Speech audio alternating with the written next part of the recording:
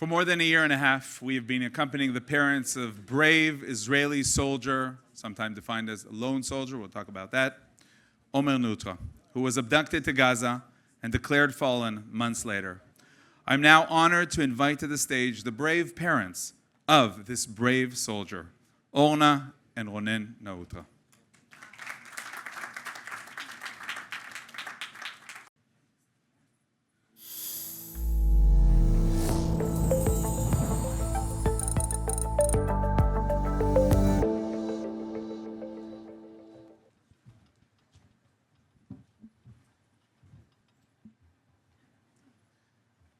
Thank you so much.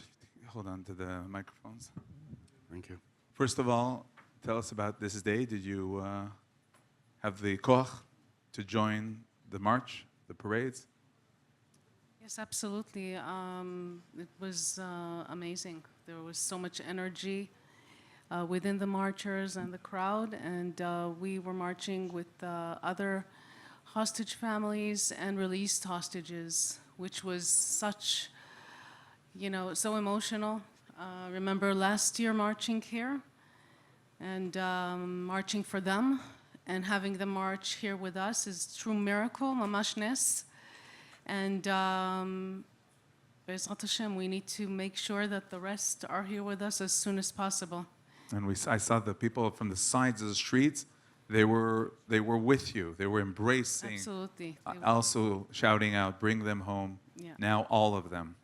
But Yoni, also I want to mention Omer, our son, is a New Yorker. He was born here. He grew up here.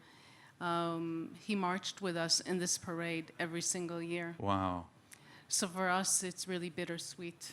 I said what I said, but it's very painful. Wow. Now, we mentioned that Omer, as you said, a New Yorker, a lone soldier, we call it. I don't know if he felt lone. But tell us, Ronen, about this decision to make Aliyah, to join the army. Yes, so first, thank you very much for having us. Omer was a lone soldier, but was never lonely. He's such a friendly young kid that gravitates to having fun with other kids. And he was always a very social young man. Very athletic in his school. He became the captain of the volleyball and the basketball teams. We were lucky to send him to a Jewish education. He grew up on Long Island and studied 12 years with Salomon Schechter, which became our home. He had a deep connection to his Jewish roots. Both of us are Holocaust survivor families. Our grandfathers and fathers survived the war.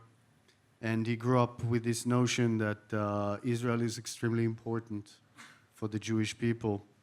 And anywhere he went in school, he always represented Israel. He had a very deep Israeli love and connection.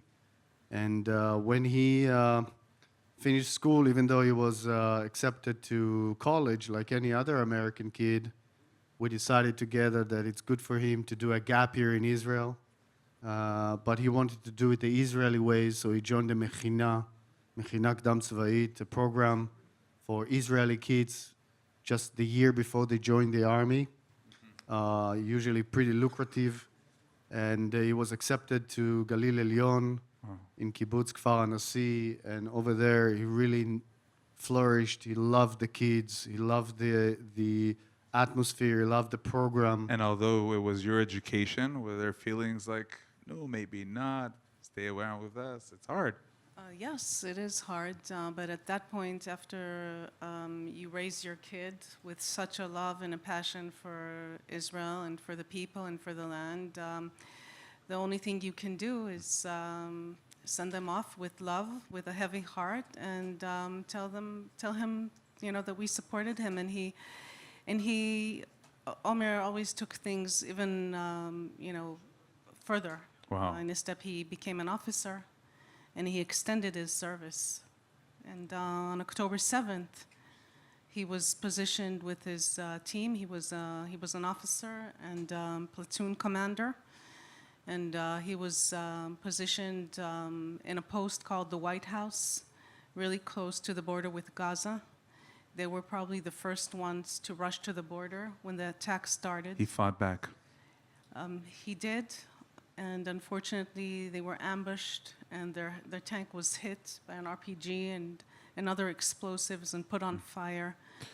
For those of you who are familiar with this famous tank that's burning on the Right. border, that's their tank. Wow. And they were probably the first ones taken into Gaza.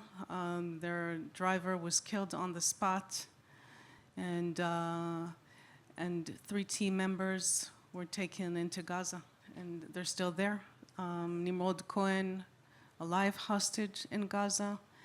And about Omer, we didn't have any information. For 420 days, the IDF considered Omer to be a mystery.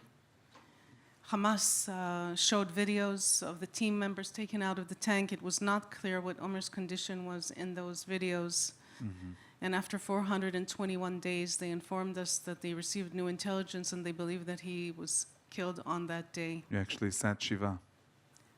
We without a body, we, based on our rabbi's recommendation, decided to sit Shiva, because he told us whether you sit Shiva or not, many, many people are going to pay their respects and come and That share their happened. condolences. We split the The- Shiva between Israel and here. Governor Hochul decided to respect Omer as a first responder. The flag was put on half-staff, and thousands and thousands of people came to pay their respects, both here and in And Israel. The Once- embrace was amazing. Once we moved to Israel, in the middle of the Shiva, a lot of people came as well. Very heartwarming, but we knew it when this crisis happened on October 7. We knew that as American Israelis, we have a special role, and that we had to communicate as early as possible to the U.S. government that there are American hostages involved in this terrible crisis. So really, what could you tell us about, as Americans, as Israeli Americans, the connection with the U.S. administration, what you're hoping for now? We saw very harsh statements at the beginning from the president. We don't know exactly what's happening now. Maybe you know more, as you've met Witkoff, you've met Adam Bowler. I'm happy to say that both administrations really opened the door wide for us, and we had friends and people in the government as well as in Congress that really hold us and embraced us. One of them is here, Mike Lawler. Thank you so much for everything you've done. Really amazing support, and of course, very different administrations. Once President Trump was elected, we knew there will be a change. We were not sure where is it going to go, but we were pressing the Biden administration to start passing the torch as early as possible, so there's no delay. And what we've seen is Steve Witkoff and his team started to work with Brett McGurk and Jack Sullivan really early in the game, and really on Inauguration Day, the first out of the 33 hostages started to come out.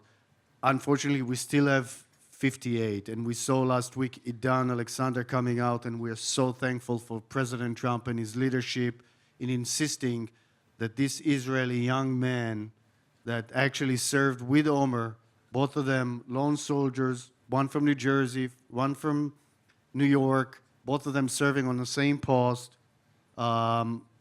This young soldier is back with their family, and we are very, very thankful for that. Wow. Orna, I'd like to end briefly, as we have others who are coming to the stage. What are the positive things that you learned about our nation throughout this more than a year and a half? Well, I remember, first of all, in our local community, there's been amazing support. Ronen shared before, thousands came to pay us Shiva, and these people were supportive of us all along. our local community is amazing. There's a regular march, Run for Their Lives, every week for the hostages. There are 200 and some groups all over the world that do that, which is pretty amazing, and the amount of prayers and mitzvot and things that are doing, you know. Number of for the challah bakes you did. challah bakes, yes. But not only that, I mean, people are really going out of their way in our support. I think the first time we landed in Israel, we initially, when Nan said, we understood that we have a role here in the United States, and we really only landed in Israel 2 months into the war. After being here, when Congress was out of session and Thanksgiving, we said, okay, now we can go to Israel. And when we landed in Israel, the outpouring of support and volunteering and to help and assist the hostage families in this really, really trying time is just unbelievable. And in our family, in my family, my sister-in-law and my brother took upon themselves to create unity events in Hostage Square every week. On Tuesday. Yes, on Tuesdays, that are all about singing and prayer and unity to bring back the hostages, and an outlet for the hostage families to share their plight and to connect the different parts of Israeli society, because we all understand that we need everyone together in this to bring them back. Ronen, Orna, we join your prayers, all of our prayers, for the return of all of our hostages now. Thank you very, very much. Amen. Thank you. Thank you. Thank you.